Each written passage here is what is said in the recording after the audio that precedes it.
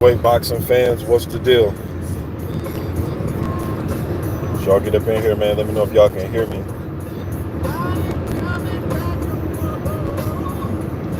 Let me know if y'all can hear me.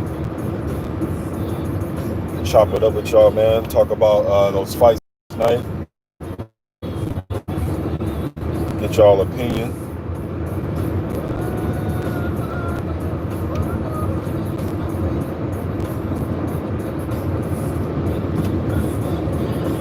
Demetrius Khan, what's good, man? Can you hear me? If y'all get up in here, hit that thumbs up. And Reynolds, what's good, bro?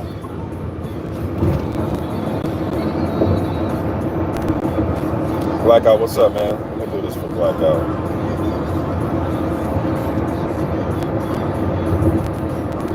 Dominic Hardy, what's up?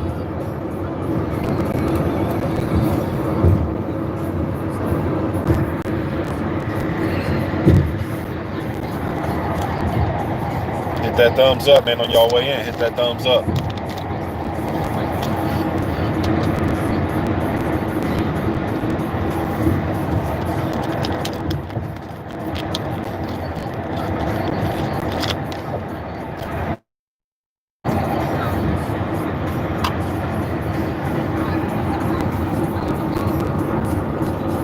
All right, man. So this past weekend we had Daniel Dubois. He fought Ricardo Schneiders.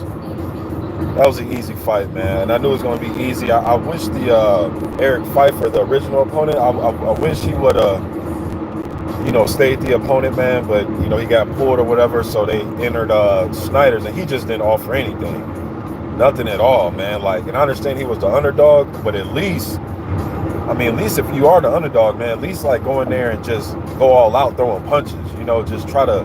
That dude threw two. I only counted two meaningful punches he threw the whole fight. Well, one was a right hand after Dubois threw a combination to the body in the first round, and then the second was like a little left hand, but it was like a get off me left hand, left hook. It wasn't like he was really trying to step into it to Daniel. It is not like Dubois is Pernell Whitaker on defense. You know what I mean? Schneider just didn't take no chances at all, man. He almost timid and scared in there. And I hate using the scared word, and when guys go in there, but we're all human too. And people, still have that feeling of being scared as well. He just didn't look like he wanted to take no chance, like he didn't want to be there. Focus Ball, salute, man. Y'all go subscribe to my man Focus Ball. What's up?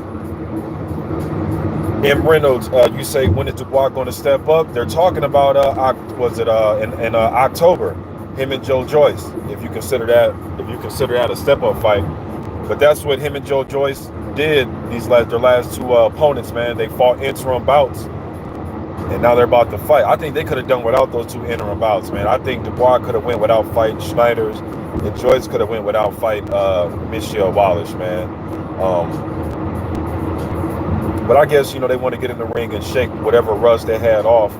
Dubois had been out the ring for about 8 or 9 months. That's the longest he's been out the ring, I believe, his little short career.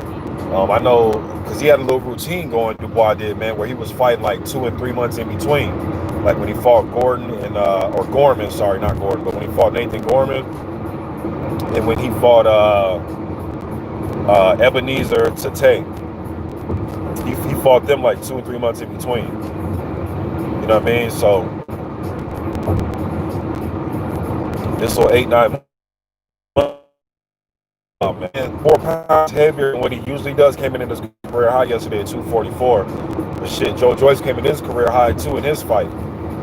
But not like a career high where you can noticeably see it, or they had fat hanging off of them, or you can just noticeably see a difference in their physique. But it was their career high. But that's going to be his step fight in October, man, is Joe Joyce. And I'm still picking Dubois to win that fight, man. And Joe Joyce is super slow on offense to me. He's durable, he's tough, he has a chin and all that, but he is super slow, man. Super slow when he's throwing his punches and on defense. But Dubois, like I said, he's the most slippery guy on defense himself. He is there to be hit. I think he's quicker and he seems as if he's faster than Joyce. But I think Joyce, man, is going to have his opportunities to land on Dubois. Dubois never been really backed up like that, and I think Joyce. I think if I had to pick who I think would be backed up first, although I think Dubois can beat him to the punch early and often, I would think the first person to take a step backwards would probably be Dubois. I think Joyce may try to overwhelm him early and catch him cold, man. I really do. That's going to be an interesting matchup. I'm still picking Dubois, so I think he's just a little bit faster to the punch, and I think that'll probably make a big difference in this fight. But I guess we will see. But my money's on Dubois, man. But Joyce may chop him down, man. Start going to his body, may just chop him down, get him into a firefight, something that Dubois hasn't really been in. Well, Larte tested him a little bit, but I think Joyce poses a tougher threat than Richard Larte did. Dimitri Conway says, like Andrew Ruiz, you have to throw caution to win and go all out as a supreme underdog. Yeah, well, he doesn't. Well, I know what you're saying, but he doesn't. At least Andy has some tools though to go all out with. He had the hand speed, he had the body punching.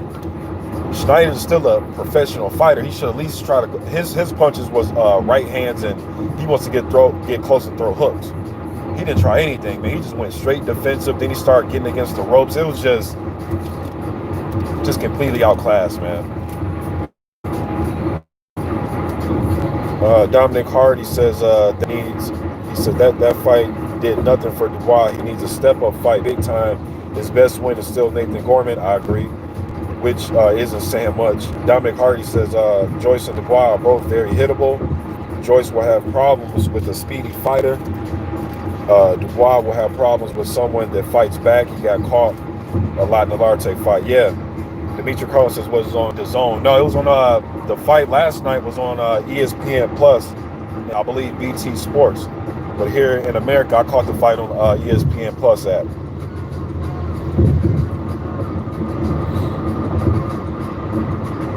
So Yafua says, my take on Junior Fa and Parker. Well, I mean, both guys are familiar with each other.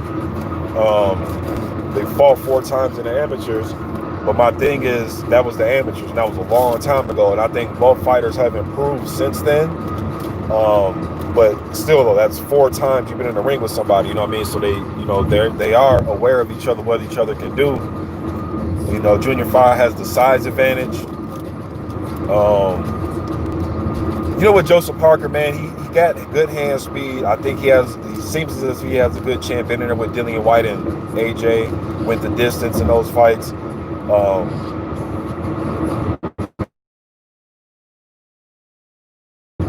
He almost comes across like his connection may go in and out, so I'm as as I can. But anyways, you know, it just seemed like Parker's missing something, man. But he even said that him and his team said that he want, you know, be more aggressive in his fights, and I remember him talking about that because, you know, he was getting a lot of criticism, constructive criticism, in my opinion, from the fans about, you know, not fighting with a more dog and being more aggressive, you know, especially with quick hands like that and a good chin like that, and he can crack, you know what I mean? But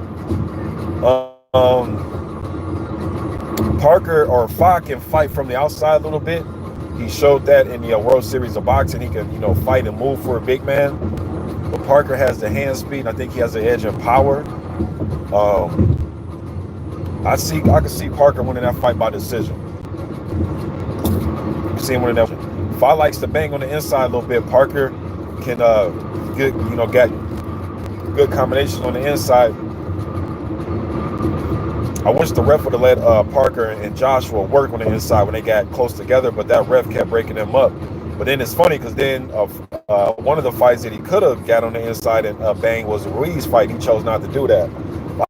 I think guys are kind of realizing that you know, you just can't hang on the inside with Andrew Ruiz, man. That dude will give you a lot of problems. But I'll favor Parker in that fight with Junior Fa right now. Bruce Gold, salute, man.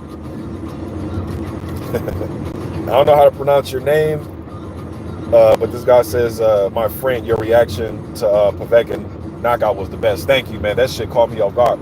Man, had I went live the night that Ruiz had upset AJ, that probably would have went viral. Man, My wife laughing because she remembers that, but that would have went viral.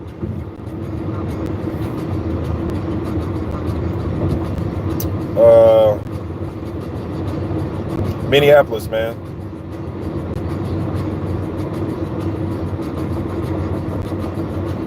Let me see here. So Youthful says, I really thought Parker could have beat White had he not been hit. But yeah, and that shouldn't have been a knockdown either, man. That shit shouldn't have been a knockdown. But you know, when it's fast like that, the ref can't really, that shouldn't have been a knockdown. I thought he should have been more aggressive in that fight. There was points in that fight, man, where White was doing stuff like wrapping Parker up and leaning his weight on him, and Parker was just kind of like just taking it. Parker, and I know he got more dog in him than that, man. And White was kind of doing a little bully. I'm not saying he was bullying Parker, but he was trying to do bully tactics, type of little subtle, savvy things in there, like lean his weight on him, use his elbow and press it against Parker's neck and push off on him, and doing a lot of shit that Parker was allowing, man.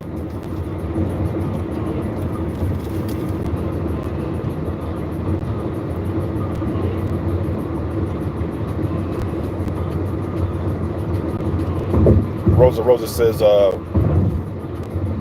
what do you see now, Adam Kownacki? What opponent would be best for him? Greetings from Poland. Shouts out to you and my, the listeners out there in Poland. Speaking of Poland, man, I always wanted to see Spilka fight Krzysztof Zimnock. All from that interview that Zimnock was on, and Spilka came up and literally headbutted this dude right in the face. Crazy. But anyways, you said what I think of Kownacki. I thought the minute he lost to Helenius, he should have got a rematch. Because for Helenius, I know that he's going to take this win. I think he has the gold belt for the WBA now. Crazy, right? These crazy secondary titles. But my thing is, where does he really go? I know that he can probably sit and wait for opportunity at a WBA title shot, but you might be waiting for a while, man, because you got Manuel Char, who has the interim. No, he has the regular title. You got Trevor Bryan, who has the interim title. AJ has the super. So I think somebody that's holding the gold title, I would think that their chances would be far down the food chain. So my thing was, shit, man, have another rematch with Kownacki in New York. It'll be a great, well, now with this pandemic, but after that fight, though, I thought they could have a rematch. But now with the pandemic taking that into consideration, I think, shit, a Kownacki rematch. I think Kownacki should fight Helenius again. That's what I think. But if he doesn't go that route, like a Carlos Takam, somebody that has had like a title shot but probably came up short, like like a Carlos Takam, somebody like that.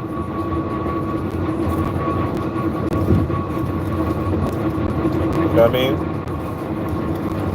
Or maybe give somebody like Cassius Chaney a shot. Undefeated prospect. Build your way back up, and it still be a meaningful fight. But based on Kownacki's style, though, he's one of them type of dudes, man, where I don't think like he needs a tune-up. I think he's gonna fight the way he fights, man. No matter who he's in there with. No matter if he wins, loses, the next fight he's gonna fight the exact same way. Had he beaten Helenius that night, let's say he just would have pulled it off and won that fight, he would have fought the same way the next fight. He's just gonna fight how he fights. So I think with a guy like that, and that you're gonna have a shorter career. Usually you have a shorter career fight like that. Get him in with the best guys you can get, man.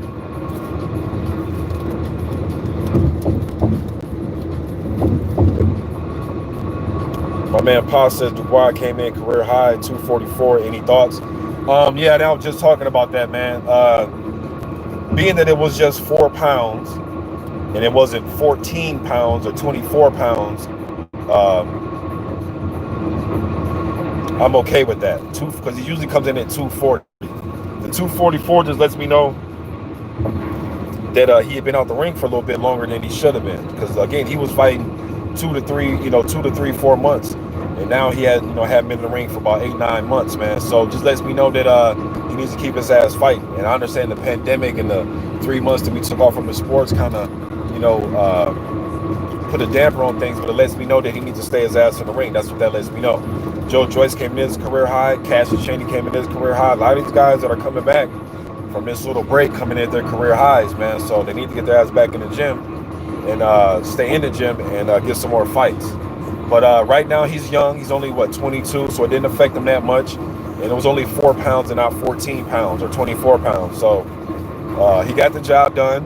And his opponent wasn't the right guy to try to test to see if that 4 pounds really meant anything. You know what I mean? So luckily for him, he was in there with somebody that wanted to pretty much lay down.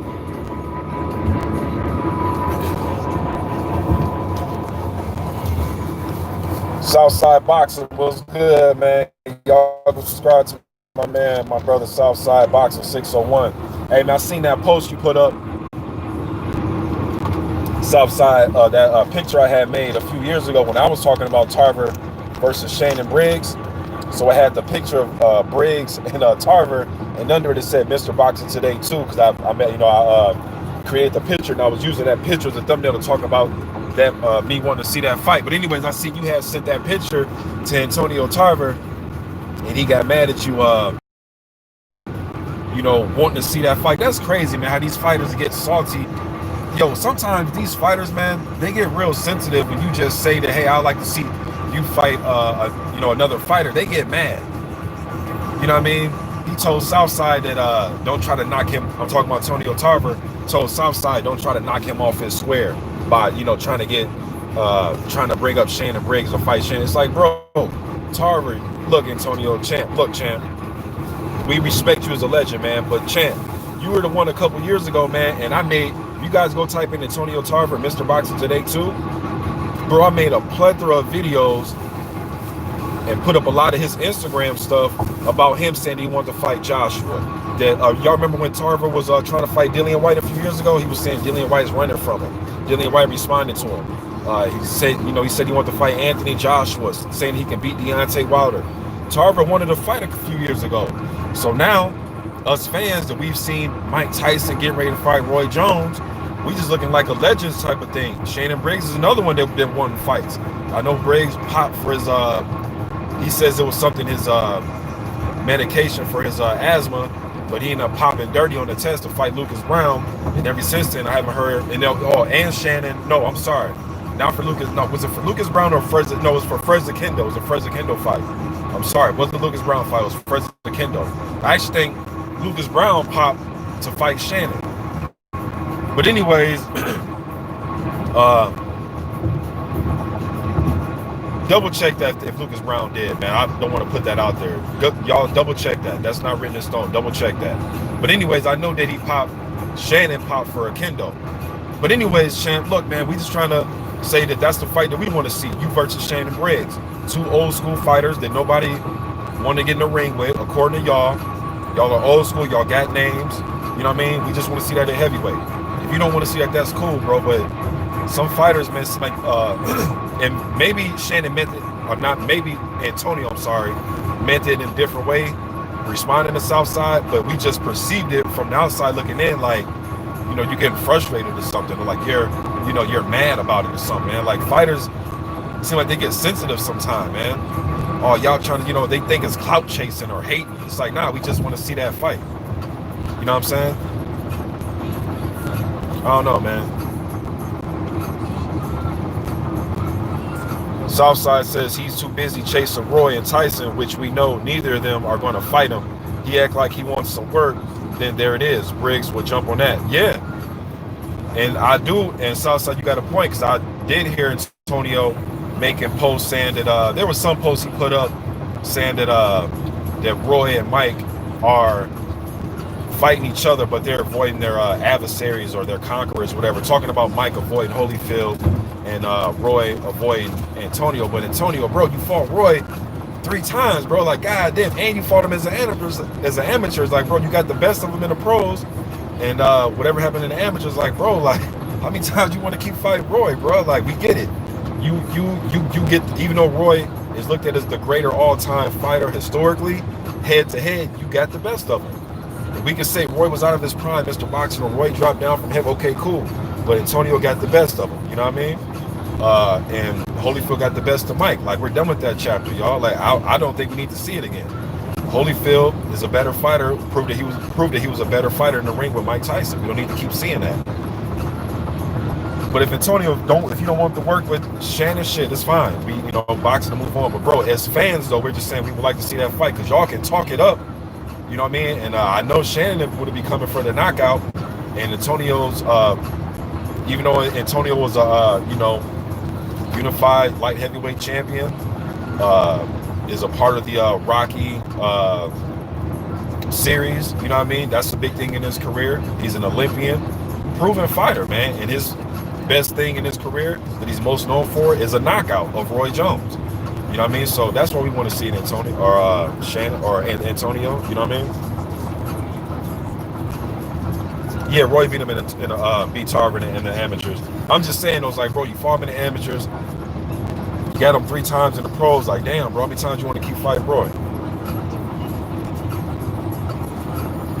And not to say that he said he wanted to fight Roy, but when he made that post, it just kind of insinuated like Roy was avoiding him or something.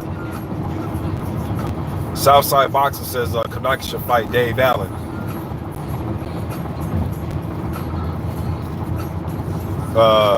Let me see. I think I missed a few.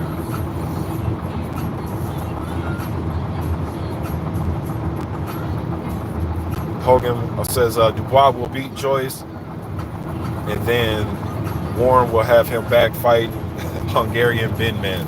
We will see, man. We will see, but it's going to be a setback for one of these two guys, man, Dubois or Joyce. And I think yesterday, bro, to be honest with you, I could be wrong, but I think with Joyce, since he is the older fighter, more experienced,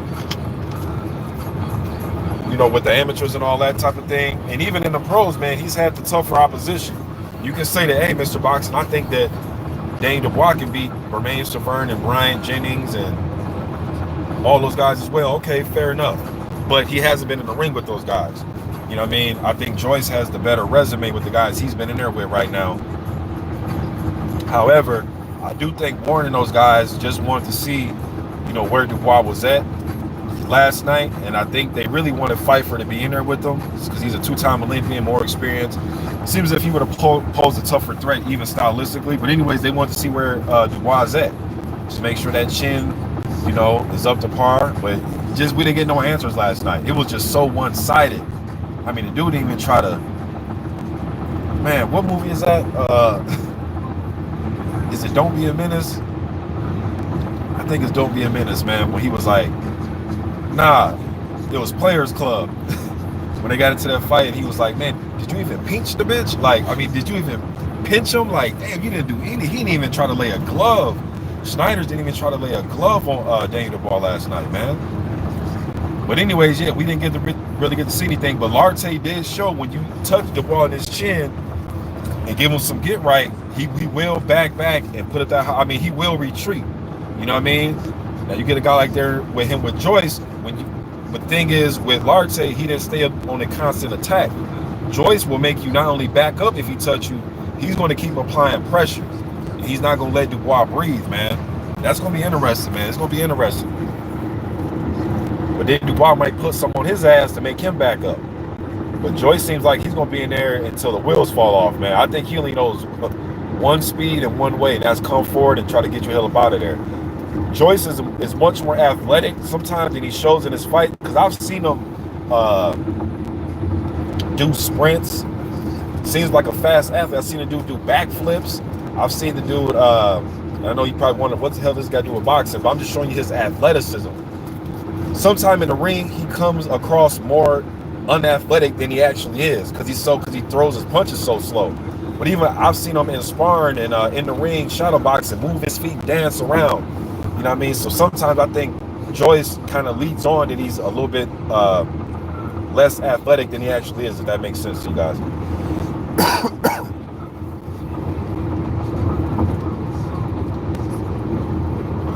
I agree, Rashid. And look, Rashid, Larte's about to be in the ring with Nathan Gorman. That's going to be a good one. At least if Larte comes in and fights the way that he was fighting against Dubois, Gorman going to have to really work that body, man. Let me see here, y'all. Hold on. My man Pa says, hold on, let me get right. Hold on. Dominic Hardy says Helenius would be a good opponent for Joyce or Dubois if their fight falls through. Yeah, I think it would be. Dahl Ness says, what's the second best heavyweight Ortiz doing? I don't know, man. I know Luis Ortiz is training. I know he's training, but I'm not sure what his plans are. I think last I heard, his trainer was on the Boxing Voice. Shouts out to the Boxing Voice. I think he was saying November they were trying to get him in the ring. I believe that's what he said, if I can remember correctly, because he did an interview on the Boxing Voice. He was talking about Frank Sanchez, and he brought up Luis Ortiz.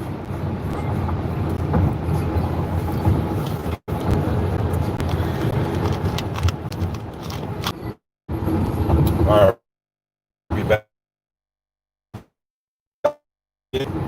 But anyways, and you guys get to your question. I'm gonna come back to the Valuev stuff.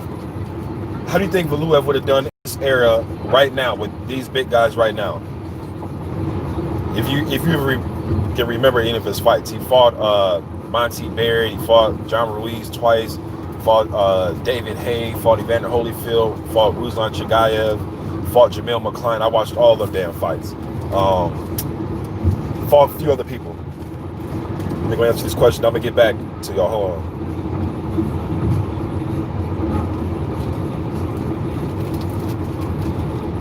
Does. I was saying his first two, he only had 3 amateur fights, right? But I thought his first 2 fights, he was too much. He was like just a headhunter that was using a probing jab. And I was like, man, I'd like to see this kid use his jab a lot more, right? What did he do last night? Used the hell out that jab. Even buzzed, what's a cat's name? Phil Williams. He even buzzed him twice in the second round with a jab. You know what I mean? So work behind that jab, man. Everything else gonna follow. Hey, once you get that jab working, everything else will follow through. The big right hand, the left hook, all that is gonna follow through. Just want to see more of him. Want to see him keep working on his craft, work on moving his head, work on going to the body. Because he's not always going to be the biggest guy in the ring. Only 6'5". They say he weighed 217. Excuse me.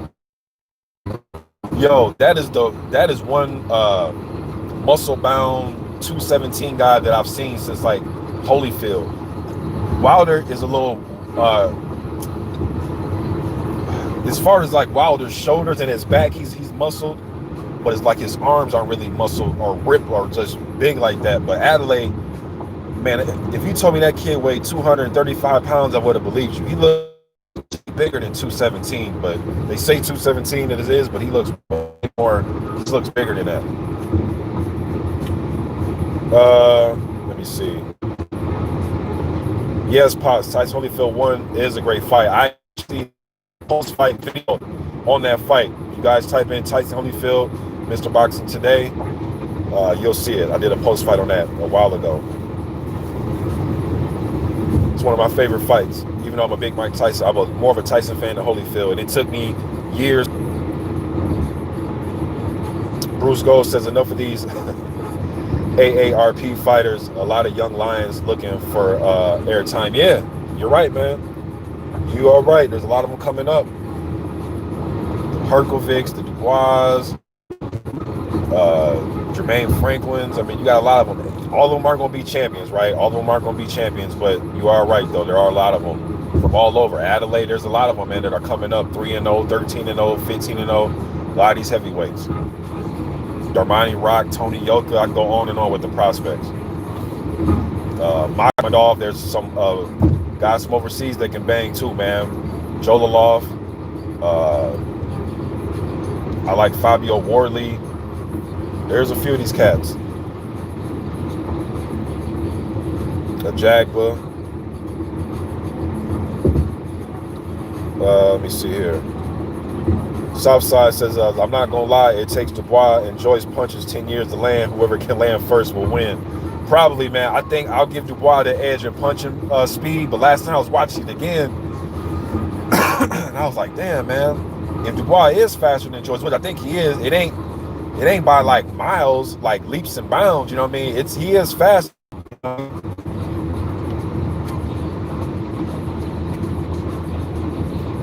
Chat shit get banged.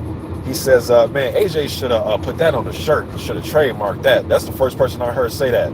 Is AJ the one that originated that? I just remember him saying that before. Chat shit get banged. I like that. But he says, what's up, Mr. Boxing? I think you got to make Joyce favorite in that fight. Dubois has it all to prove. Just fought tomato cans so far.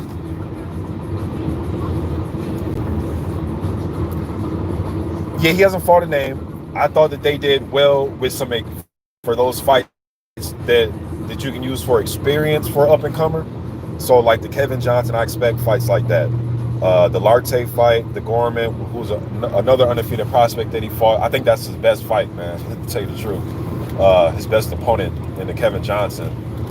But yeah, he hasn't really fought like a live, like nobody is a live body as a Jennings. I don't think he's fought nobody live as that. You know what I mean?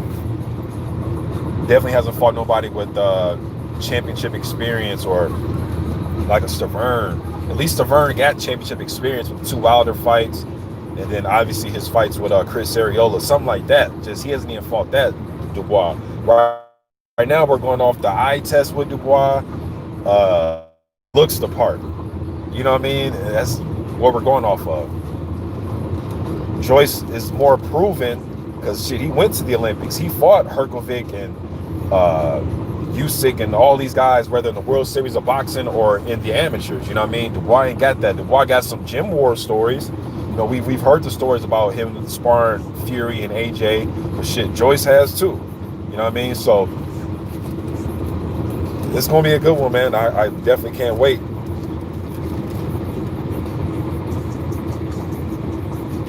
Chat shit get banged says the step from where he has been to Joyce is huge. Gonna be rough for him either way. I agree. Rashid says Larte is game. Pa says Mr. Boxing Boy versus Joyce. Who do you think? Or you says Dubois versus Joyce. Do you think the age gap is going to play a part? Unless look, it can play a part by way of Joyce really having just a grown man strength, having experience, and not going to be completely overwhelmed by this kid because he's seen a guy like Dubois in the gym for years, right? So unless he gets old overnight or something like that, I don't think his age will play against him, and he's always in good shape. And look, man, it ain't like Joe Joyce, like, you know, 6 years ago, he was super fast. He punched super fast. He had this crazy super defense. Man, he's looked the same since I've seen him in the World Series of Boxing, the Olympic Games, and his last fight with Michelle Wallace. He looks the same. You know what I'm saying? So unless he gets old overnight, man, I don't think age will play a negative for Joyce. I think it'd be more a positive. I think it'll play a factor by way of being a positive for him because he has experience over Dubois. And Dubois is only 22. You know, it takes you till you're about 27-ish to get that full grown man strength. You know what I mean?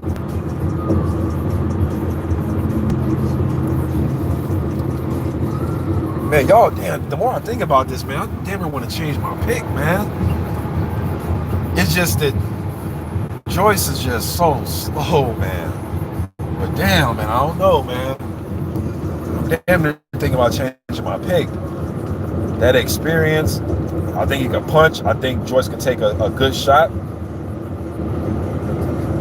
The time I did see Dubois get hit against Larte, he stepped back as if like, okay, let me just, you know, get back focused. Let me pull out and not get into a firefight. But unlike Larte, if that's Joyce, he gonna keep pressuring Dubois. Now, can Dubois fight out of a situation like that where he's clipped and he wants that separation and room to regroup? What if Joyce doesn't give it to him? Will he get swallowed up, or will he be able to fight Joyce off? Joyce doesn't change his speed in his fighting. Like, it's just, he goes at one speed. You know what I'm saying? But the thing about this, that is, I haven't seen anybody force Joyce into a quicker pace fight. He'll just stay at his, it's like you can't hurry him up. You know what I mean? And that's a positive for him. Even if you do fight at a certain speed, as long as nobody can speed you up or slow you down, you can still maintain at your speed and you can dominate like that, you're gonna be tough to deal with, even though it's just one gear. You know what I mean? Sometimes I can play to your advantage.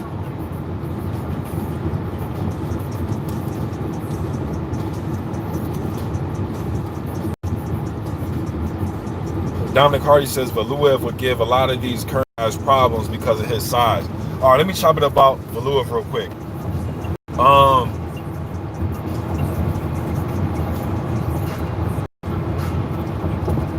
The thing about Valuev, man, is my knock on him from back in the day, bro, is he never really used his size. He never really took advantage of, in my opinion, he never really took full advantage of like his weight. That dude was like 317 pounds. He was 7 feet. But like the Chigayev fight, right? Dude, Chigayev is like 5'10". And Valuev, sometimes he'll like fight you from a fair distance. He'll fight really clean, meaning he'll you know, he's in there just to throw punches. When he clinches with you and hold, he'll just wait, let the ref break you, and he'll separate. Then he'll get back to the jab. He did all that type of shit, man. He was never like wrapping guys up, leaning on them, you know, using his elbows to push to, push you off against the ropes, throw you around the ring. He did it one time, in my opinion, against, I remember it was on HBO when he fought Monty Barrett, because he was like throwing Barrett around the ring and everything. Their face-off was crazy. I remember when they faced off in the middle of the ring, their face-off was crazy. But Barrett tried to go in there and get into a slugfest with him, and Valuev just, he wasn't the biggest power puncher, but he's a heavy-handed dude. He's still 300-something damn pounds, man, 7 feet, so he's a heavy-handed dude. So I think just the heaviness of him was getting to Barrett. He was clipping Barrett with some good shots, man. Barrett was trying to have a war with him. He was knocking Barrett all around the ring. That was probably one of Valuev's best performances. I thought he lost to Holyfield. I think hand speed gives Valuev problems. Look what Holyfield did, Chigayev, and David Haye. David Haye pot shotting him was giving him problems. I didn't really see him hurting his career except the David Haye fight when Haye caught him with that left hook and they made him do a little stanky leg, little dance, right? But then he regained quick. He regained back quick, and that's when David Haye was looked at as like a big power puncher, because going into that fight, David Haye was like 22-1. He had the one loss to Thompson, and then he had like 21 knockouts. He was moving up from cruiser, but he was looked at as a big, heavy, you know, like a heavy hitter. And he clipped. He was doing a great job of darting in and out with Kownacki. He looked like Roy Jones in there fighting Valuev that night. But and Valuev was really basic, man. He was like, he threw the jab, right hand, left hook, the basic 1, 2, 3. I thought both Ruiz fights could have went either way. I thought he beat Chigayev. It was a close one. I thought he lost to Holyfield though.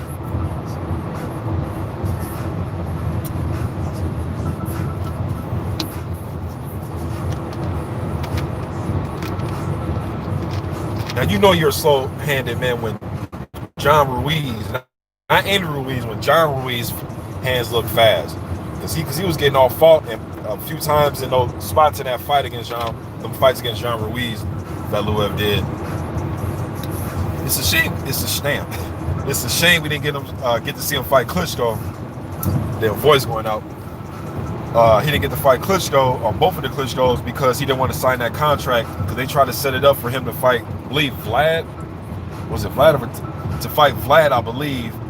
But had he beaten Vlad in the contract, it would have stipulated for him to fight Vitali, or vice versa. Whichever one he was trying to fight. Had he beat that one, he would have had to fight the other one, and he didn't want to be in that type of contract.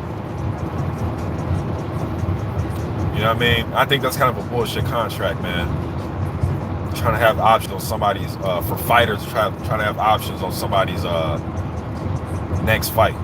Don King would do that shit, man. Like, if you beat one of his fighters, he would do that with like Holyfield. Like, you know, Holyfield beat Mike Tyson or some shit, and then Don King would have rights to your next 2 or 3 fights. Like Don King. Well, Don King has some scandalous paperwork, man.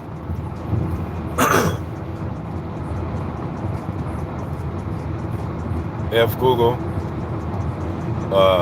But yeah, man, I think that Valuev would have been like a Mariusz Wach, leaniest type of mix with the Chasuras. Like, I think he would have been in that mix, in that group of guys. Guys who aren't probably champions, but guys who are like solid middle of the pack type dudes. But Valuev would have problems with Tyson Fury because of his footwork. I think Tyson Fury probably shut Valuev out. The footwork, the hand speed, two things that Valuev suffers with movement and hand speed. Wilder a bit too much for him. Valuev is very hittable, and there's a lot to hit on him because he's fucking 7 feet, 320 pounds. You know what I mean?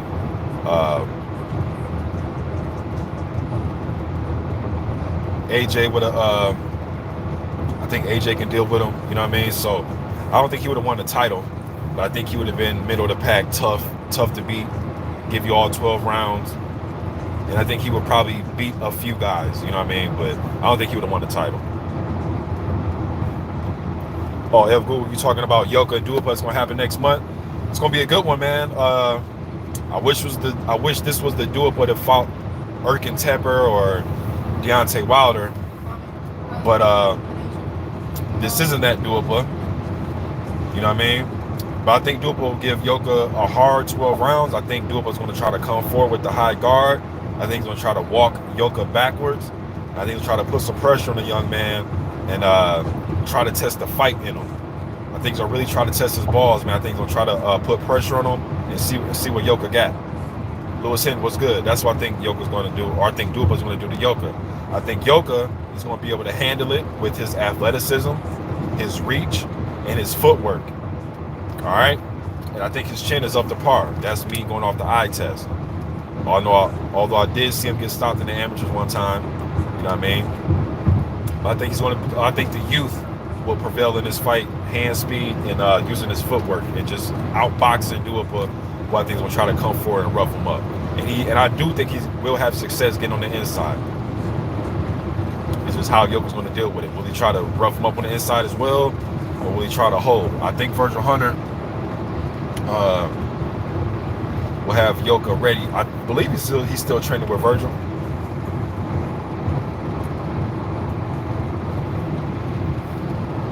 Let me see here.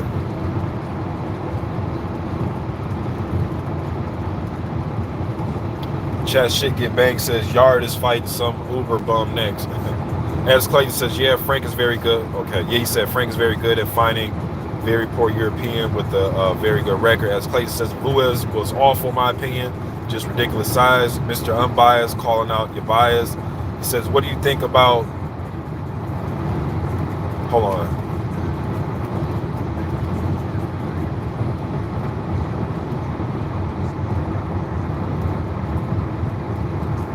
I'm not. Who do you mean by TBV? Mr. Unbiased calling out your bias. He says, what do you think about TBV bias against Crawford, but now jumping on White Train? Now his loss, and do you this Wilder versus Fury, Joshua Pulev happens? If so, who wins and who wins out of the winners of them? All right, I don't know who you mean by what do you think about TBV bias. I'm not sure who you're talking about. But as far as Fury and Wilder, man, my heart, I'm not gonna lie to you, man. My heart wants Wilder to win that fight. My heart wants Wilder to win that fight, and I think there are ways for him to win that fight, and I'm going to pick him to win that fight. But I understand why he is the underdog going into the third fight.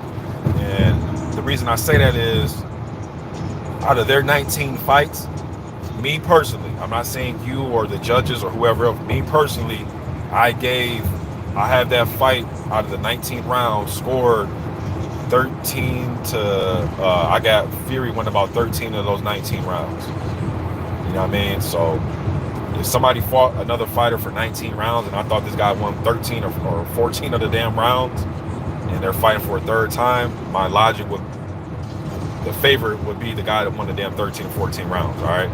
But I do think stylistically there are some things that Wilder can change, which is one, using his damn jab and use it effectively by going up and down on Fury, set up the right hand, Try to find different ways to set that right hand up and be ready for a fight that's going to be aggressive on the front foot, and be ready to deal with a Fury that's going to grab and hold and know what to do on the inside when that happens to you. I'm talking to Wilder. You know what I mean? But Fury showed that he can give Wilder problems in two different ways of fighting. Off the back foot using his jab, moving, and the next fight, their second fight, which he fought total reverse, came forward and pressured him. In my eyes, man, out of those 19 rounds, he showed two different ways that he can fight Wilder and fight comfortably and win rounds. You know what I mean? So, but I think Wilder can make some adjustments, man, and I'm hoping that he makes the adjustments and get that title, man, and bring that title back to Alabama, bring it back here to the States. So I'll be pulling for Deontay Wilder. I'm not gonna lie to you. My man Pa says, where's Ivan Daichko? Get that dude back in the ring. Yeah, man, Daichko, I think he's like 10-0 with 10 knockouts right now. I don't know where Ivan's at, man. Hopefully they do get him back in the ring. Yo, man, if some of these guys, they can't get other guys in the ring, they got to start getting each other in the ring. I'm talking about the guys like Ivan Daichko and Zhang Zhili and all these undefeated guys, man. If you can't get a guy that, you know, probably been in a title match or two or something like that, you guys got to start getting in the ring with each other, man. Put those undefeated records on the line. You know what I mean? Get in there with your fellow undefeated prospects and shit. Get something going, man. You guys may need to fight each other just to ignite each other's career. Everybody, you know, some of these guys that have these high rankings, if you're not like a final elimination bout or a eliminator bout, they're not going to just want to just select you to get in the ring with them. So you guys might have to get in the ring with each other. And I know that some guys don't want to take that route. They want to save those opportunities with their undefeated record to get into somebody with a noteworthy name. But sometimes you got to take chances, man. Shit, Dillian White and Joshua took the chance when they're undefeated. You know what I mean? And there's a lot of these fights like that where guys are taking chances with their undefeated records. Shit, Gorman and Dubois were both undefeated. Joyce and Dubois both undefeated. They're going to get in the ring hopefully in October. And even if a guy with like one loss, I know when Brazil came back from fighting Anthony Joshua, shit, he hopped right back in the ring with Israel Ogono when Ogono was undefeated. You know, there's a whole bunch of other fights that I keep naming, man. Doom, yes, I agree. Top ranked dude. They got some nice heavyweights, man. I like Jared Anderson. I like what I see with him.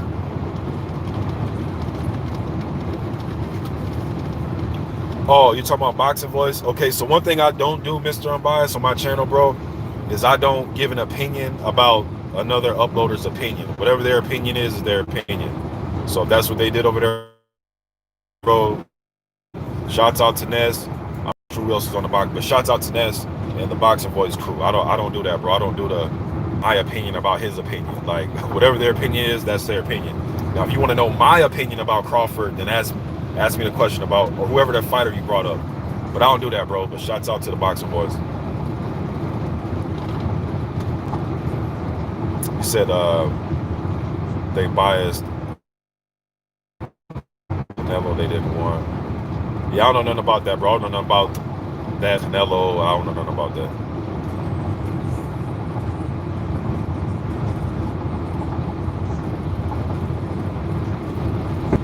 F. Google says Yoka ranked number 11 with the IBF behind Caballero, Schwartz, Parker. Would like those fights. Y'all love any of those fights, man. Look, man, any of the top 15 sanctioning bodies, preferably though, I would love to see elimination bouts between your top 5. I'm talking to sanctioning bodies, you know, your top 10, top 5. But anybody within the top 15 trying to fight somebody, man, I'm for all those fights, man. One thing I'm not for though is when they do weird shit like make the number 7th rated guy fight the number 13th rated guy, and the winner of that fight is the final elimination. That's what I don't like. Like when they did that shit with Brazil and Molina. And there's a few other sanctioned bodies that does shit like that too. And I don't like that. That are also rated in other sanctioned bodies, and they may be higher or lower in those other sanctioned bodies. And that said fighter may be going the route of another sanctioned body more than your sanctioned body. But at the same time, Get the highest rated available fighters in your sanctioning body to fight each other in elimination bouts. That's what you should do.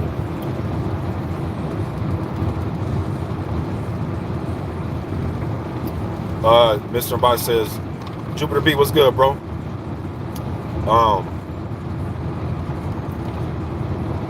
Okay, Jupiter B says, okay, do you not agree? Number one, if not, who is 3-weight champ PBC talking about across the street silliness? I feel they ducking him. I definitely think Crawford is one of the crazy, right? That's where I'm headed, is where Crawford's from. But I do believe that Crawford is a pound for pound fighter. And I know you just want me to answer a question, bro, but I'm trying to be honest with you. I haven't done a pound for pound list, bro. And I've been making videos on YouTube going on 11 years now. I ain't made a pound for pound list in 8-9 years. I've made one about 8 or 9 years, man. So I don't know where to put him, but if there is a pound for pound list, he definitely deserves to be on it. I was also, happy for Terrence going undisputed, because that's something that's like a loss. It's like a thing these days. You can say, because there's 4 belts and it's harder to, okay, cool. But it's just like it's harder to make undisputed nowadays, so I give him credit for that. And whatever anybody thought of the 140 weight class at the time he did it, I don't care. He still did it. That's not easy to do. I'm getting kind of off track. What else did you ask me? D-Style, what's good, bro? You said, y'all go subscribe to my man D-Style Boxing. Definitely think he's pound for pound. Where exactly number 2, number 3, number 1, I mean, that's up for debate. And then you say, and then I'm never a fan of the across the street talk, or I'm not a fan of that. I'm not a fan of he's on this network, I'm not going to fight him. He's in this sanctioned body. I've never been a fan of that. Ever. Not like last year, not 5 years before that, not in 1999 I wasn't, not in 1993 I wasn't. I'm just not a fan of that shit, man. I'm a fan of the best fighters in the division, regardless of what sanctioned body that you want. All right, we're back. I'm going in and out because I'm traveling right now. I'm on a 5-hour drive, man, so connection's kind of shaky. But anyways, I'm a fan of the best fighters fighting best fighters in that division. That's what I'm a fan of. I don't care if you're on PBC. I don't care if you're on ABC, ESPN. I don't care. I just don't care about that. I've never cared about that. I don't care if you're with Bob Arum, Jay Prince, Al Heyman. I don't care. And I know it's not just that simple. Mr. Boxing, you make it out to be simplistic, and it's not. I'm just telling you what I'm a fan of. Whenever that talk starts, I ignore it. But Mr. Boxing is a part of boxing news. Great. I ignore it. Not because it should be ignored, because I just don't have time for it. I ain't got time to talk about that shit. I just don't care about it. Let me know when y'all gonna fight. You know what I'm saying?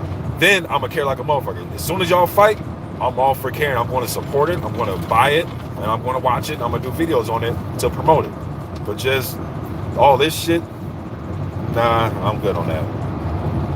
I don't want to talk about y'all talking. You know what I'm saying? Like, so me doing a video talking about y'all talking. Nah, man.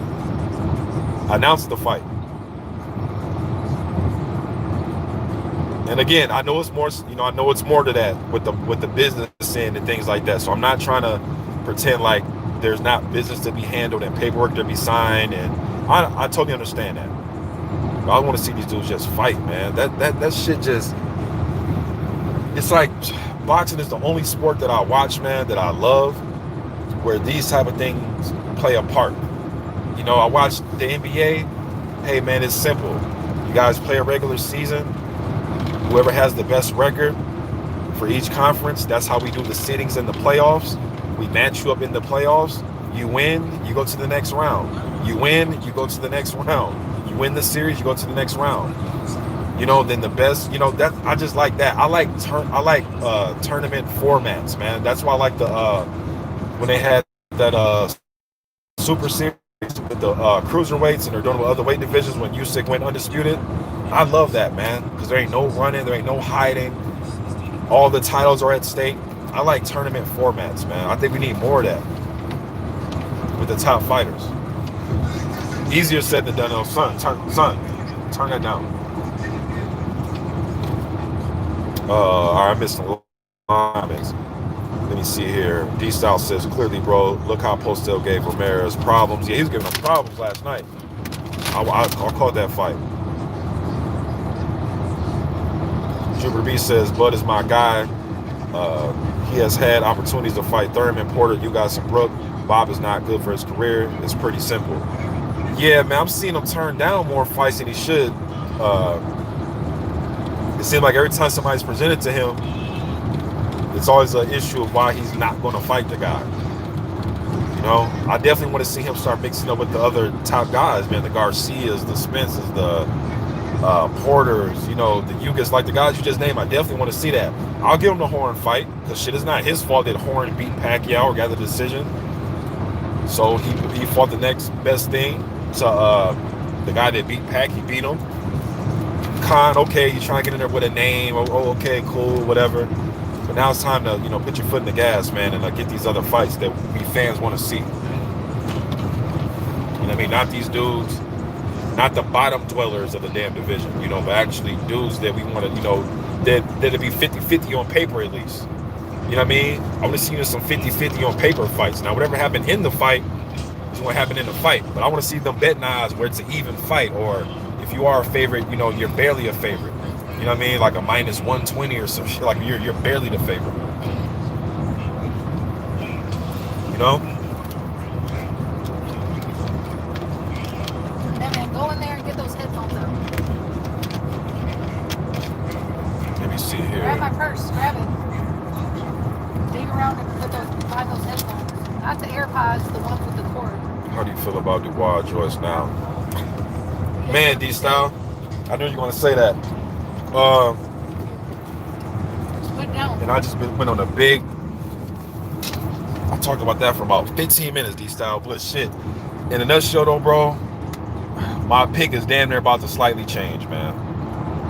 It might slightly change, bro, just based on Dubois' defense ain't, you know, it's not Pernell Whitaker, right? It's not Charles Burley, right? He seems Dubois is hittable as well. Joyce is very hittable because he's so damn slow. But Dubois, I think he's faster, but he ain't faster by that much. And then I'm just talking about hand speed. I ain't talking about his quickness on defense, dodging a punch, getting out the way of a punch. He don't seem all that quick either. Shit, he seemed just as fast as Joyce when it comes to dodging a punch. You know what I mean? And then the experience, I'm starting to take that into play now. Guys who they've been in there with, the punching powers, and just his overall style. And I don't think he's gonna let the youngster breathe, man. And in that Larte fight, the youngster showed me that sometimes he needs to step back and breathe. I don't think Joyce is gonna allow him to do that. You know what I mean? When he's trying to think and get his thoughts together, and I don't think Joyce is gonna allow him to do it. I think he's gonna really have to back Joyce up. I don't know, man. I'm damn near. Right now, I think it's more 50-50 than I had Dubois just beating him clean. Now I think it's more 50-50, to be honest. Let me see. Super chat. Oh, my man D-Sal. Appreciate that $5 holla, my brother. He says, everyone knows NBA on TNT is where it's at. NBA on ESPN, no good. Well, TNT definitely got their in-studio shows definitely a lot better to be more comical. Let me see. All right, yeah, bro, you catching the archive. Plus, as that fight approaches, man, I'll get more in depth on that, man. But just looking at that fight's more interesting than I thought from the outset. It clearly is. But man, Joyce, Joyce is so slow. My God, that dude is slow as fuck. He is so. And then D-Style, you didn't catch me say this, but Joyce sometimes, man, he leads on to be more unathletic than he actually is, though, man. I've seen a dude, and I know this has nothing to do with boxing and moving your head and all that, but I'm just trying to let you understand how much of an athlete he really is. Dude can do a backflip, I've seen a dude do sparring and do things in camp where he's like moving and dancing. I'm like, damn, I didn't think he had footwork like that. I've seen him do sprints. Now again, this has sprints and all that shit ain't got nothing to do with being in the ring. But I'm just saying though, but then when you see him fight, it's like you wouldn't think he could do any of those things based on how fast his hands and the way he just moves. But then you have some athletes, man, where they're stuck at one pace and they want to allow you to speed them up. They want to allow you to hurry them. They're good at that one solid pace. You know what I mean? If you get what I'm trying to say. And I hate using other sports for analogies, so I'm not going to try, but he's just that type of athlete, man, where you can't hurry him up. You know, he's kind of stuck at that pace, but he's effective at it or with it, you know? Give me a second, I gotta open these damn seeds for my wife, man.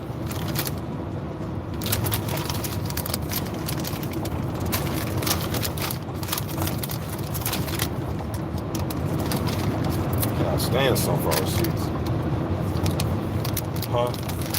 I know you do. My man D-Style getting that super chat. I appreciate that, bro. Appreciate that $2 holla. He says, that's how boxing fans feel. Shit.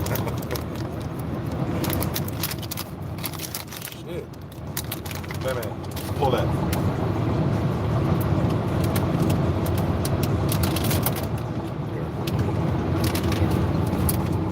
Maybe I might see Bud, man. That's where I'm headed to right now. It's Omaha. Maybe I'll see Bud. Stop by Bud's gym.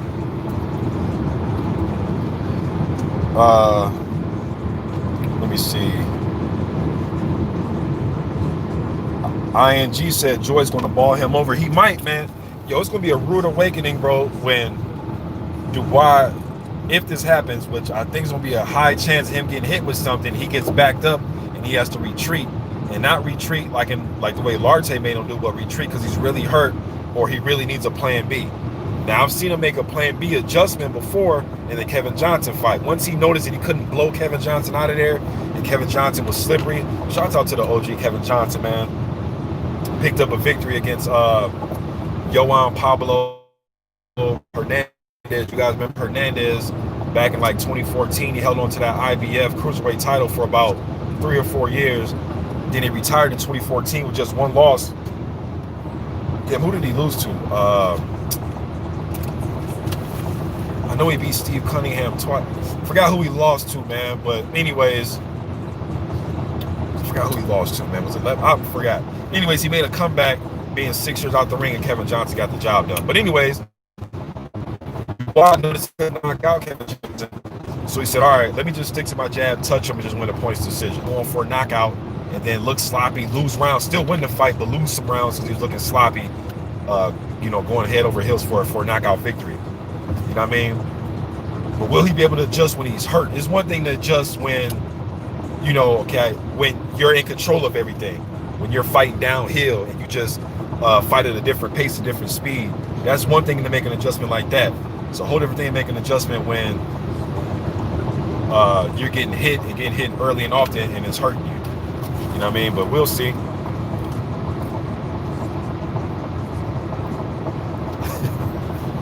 D-Style said boxing fans be like, I only watch fights on PBC and Fox. Yeah, that's crazy. And bro, D-Style, a lot of this shit was going on. And I understand people's reasoning for not supporting certain networks. And I totally understand that. But to me, man, I just love fights, man. You know what I mean? I just love fights. And I think all networks do things to piss me off sometimes. Showtime used to do it. HBO would piss me off. ESPN would piss me off. A lot of these networks piss me off with certain fights that they would show. It's not recognizing. It's like when I seen them. They were doing a graph where they had like the top welterweights, right?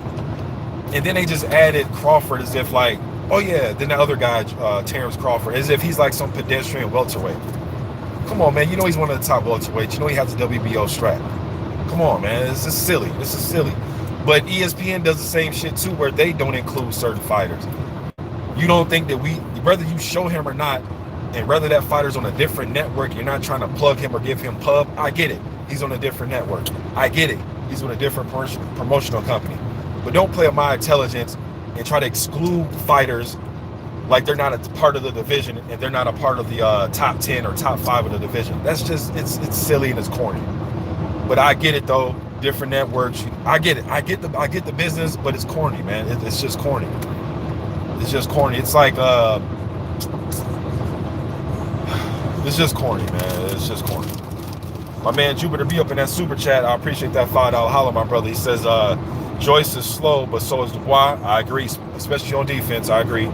He says Joyce is sloth slow, Dubois turtle slow. Do you think it's 50-50 fight, or what percentage do you have it?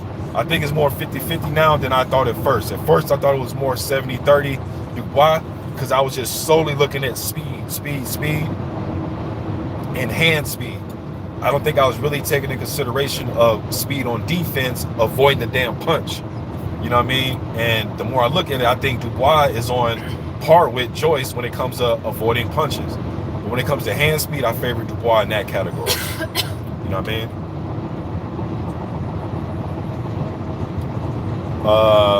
mean? Sports fan 1 says, what do you think of the he said, what I think of the dirt Frank Warren with Eric Pfeiffer makes me wonder if they are protecting Dubois. From what I heard, Pfeiffer had like some medical issue, but you never really know.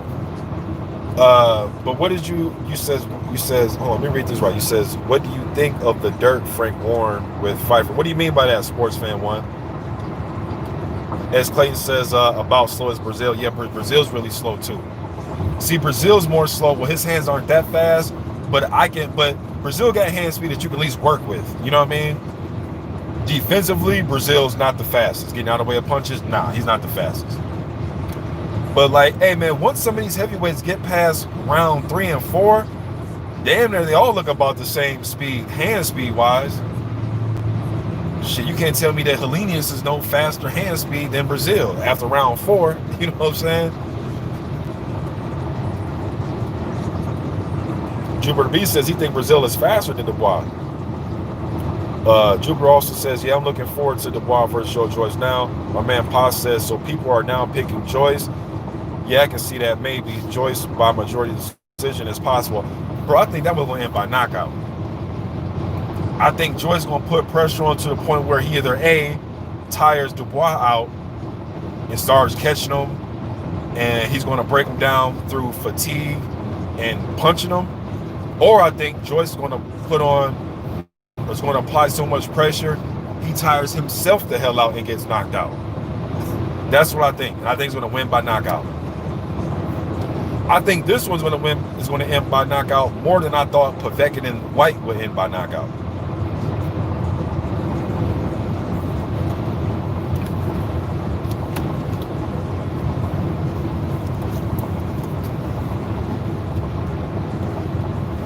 Shit, let me see.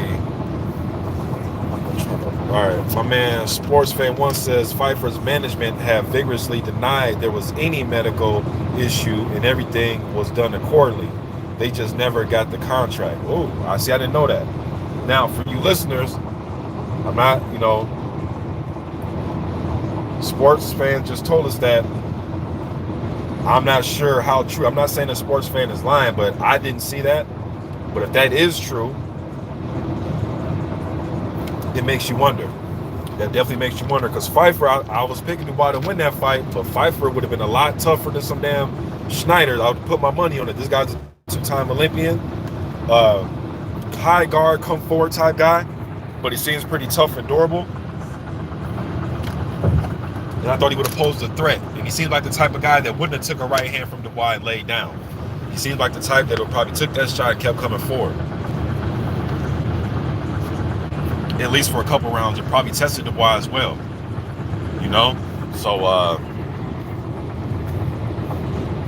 man, I'm thinking about something. One thing about these no crowd type of atmospheres, and fighters can't come out and really say it because fans are like, oh, you're making an excuse. But us, the fans, we can talk about it, right? I don't care what these fighters say, bro. Especially fighters that are used to fighting in front of 20,000, 30,000, 40,000, 10,000, whatever. The no fans thing is going to affect somebody. They might not come out and say it. They might not tell us till 10, 15 years later. But as athletes, man, sometimes athletes not having their favorite pair of socks on will affect them. You know, not having their lucky mouth guard or some shit, or if little things like that can affect athletes, I know not having a crowd is going to affect them in some type of way. Now, I understand once these punches start flying, you got to worry about the dude in front. You can't worry about there not being fans there. So I totally understand that. And a lot of times these fighters grew up fighting in these type of settings with no fans through amateur tournaments, because amateur tournaments ain't always got 7,000 people, 10,000 people, not even 100 people sometimes, some of these tournaments, unless you're at a big national tournament or sometime. But even then, it's not, you know, like that. But guys who thrive off of crowd energy, whether they're getting booed or cheered on, guys who thrive off of that, it's going to affect them, man. And it's just curious to see, you know, how this all going to play out. Now, as an athlete, though, once, you know, whatever sport it is, once the ball gets thrown up in the air or a punch start flying in a fight, you're just going to react naturally and start getting into it. But just be able to hear things a little bit more clear, that's like sparring. That's damn near like, you know, like I said, like the amateurs. Or we fence up with, you know, these, especially got like Tyson Fury, right, who like talk shit. Like, we'll be able to hear him talk shit more louder in the ring now. You know, I just can't wait to see how some of these bigger fights play out. Not these little fights like, you know, Dubois versus some damn Schneider. I'm talking about the bigger fights, the big fights. And I guess we're getting a taste of it a little bit, right? We saw Postal versus Ramirez, and you know, we're getting a taste of it a little bit. Or White versus Povetkin, you know, we're getting a taste of it. But I'm talking about these guys that really thrive off of crowds being there, or the energy of a crowd. You know what I mean? I want to see him and Kuzmin fight like card with Dillian White and Povetkin, but Kuzmin ended up pulling out. Jupiter B says that's some new age boxing thinking. He says, and what wrong with the sport? If fans back in the day had that mindset, we would have missed out on a lot of he's talking to Warren Williams. Renee Saucedo, what's good, man? Salute to El Paso. Warren Williams says top guys love crowd, people like Price can't hack it. Yeah, AJ's another one that loves the crowd. I remember AJ talking about he loves fighting in front of 90,000, that whole fireworks going on. Like, he loves that. You know what I mean? I remember AJ is such a stickler for what's going on in the crowd. He was talking about how he noticed he heard some boo birds in the crowd at Madison Square Garden. Like, damn, AJ, you actually heard? Like, he's a stickler for that. You know what I mean? So there's some guys, man, that we'll see. All right, we're going to see, you know, especially if it stays like this. And I know Eddie Hearn is trying to wait it out as long as he can to get AJ in the ring, because he wants that fight to be seen in front of a crowd. You know, but some of these fighters, man, that want to try to wait this out to see if we get crowds or a limited amount of crowds, they just have to deal with adjusting to what's going on. I know for college football, they're talking about, I've seen some, they're talking about for some venues, let's say a venue holds 60,000, right? They're talking about cutting that down to like 18,000. You know, and I don't even think we should do that. If NHL and NBA ain't doing it, why would you even try it? You know, but I guess we'll see with college football how they're going to do this.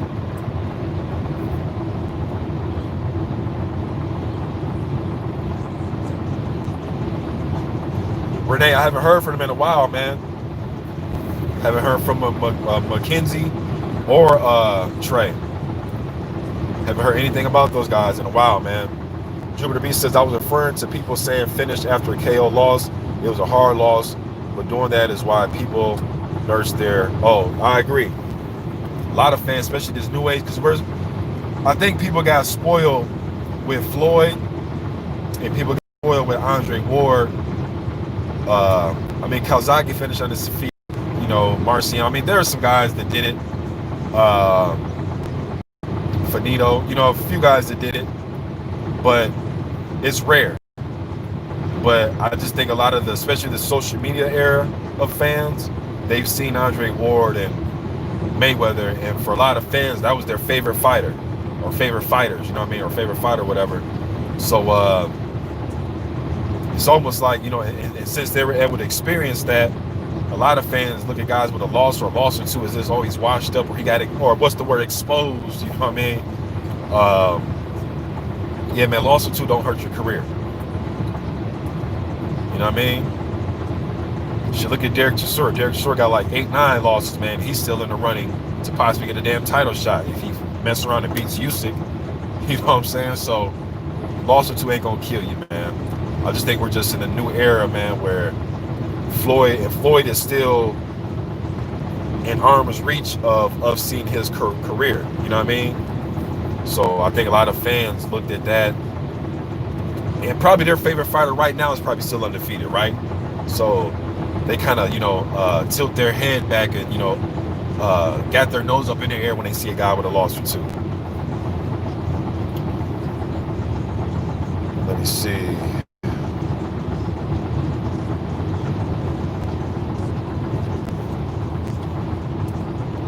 Paul says, Mr. Boxing, Fury versus Wilder 3. Do you think Fury is going to once again change his game plan? How is Fury going to approach the third fight? Well, I don't think his game plan can change no more than it did. I really don't, bro.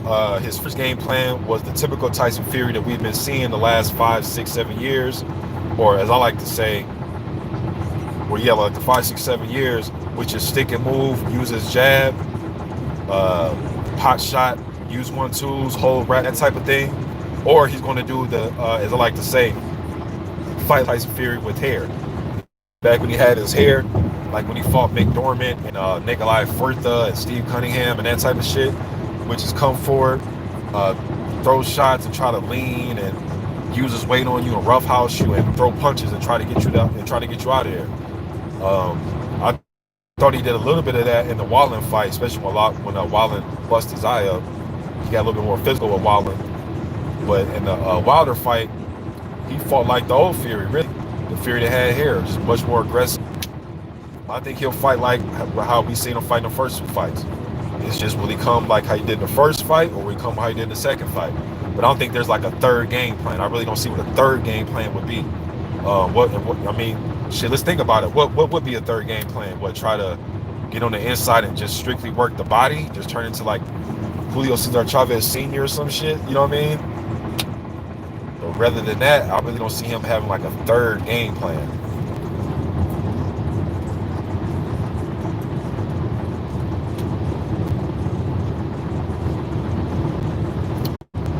So next, I'm gone.